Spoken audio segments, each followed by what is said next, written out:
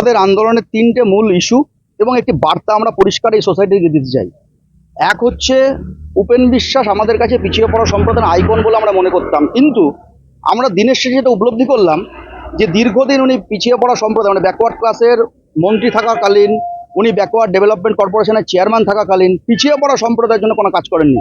পিছিয়ে পড়া সম্প্রদায়ের লোকেদের উনি ব্যবহার করে ক্ষীর খেয়েছেন বাড়ি বসে। তিনি পিছিয়ে পড়া লোকেদের ফোন ধরেন না, তারা দেখা করতে আসলে দেখা করেন না। কিন্তু হিন্দু মৌলবাদী সংগঠন আরএসএস এর প্রধান মোহন ভগবতকে তিনি বাড়িতে ডেকে ভুরিভোজ খাওয়াচ্ছেন।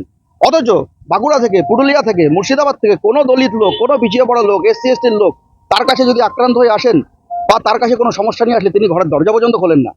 আমাদের প্রতিবাদ এবং বার্তা প্রত্যেকটা এসসি এসটি এবং পিছিয়ে পড়া লোকের কমিউনিটির নেতাদের প্রতি যে ব্যাকওয়ার্ড ক্লাসের নাম করে কিন্তু করে খাওয়ার দিন শেষ। ব্যাকওয়ার্ড ক্লাসের লোকেরা রাস্তায় মার খাবে আর আপনি ভেতরে বসে ক্ষীর খাবেন, এই দিন শেষ। আজকে সেই বার্তা কুবেরের বাড়ির সামনে আমরা বিক্ষোভ দেখিয়ে জানিয়ে গেলাম।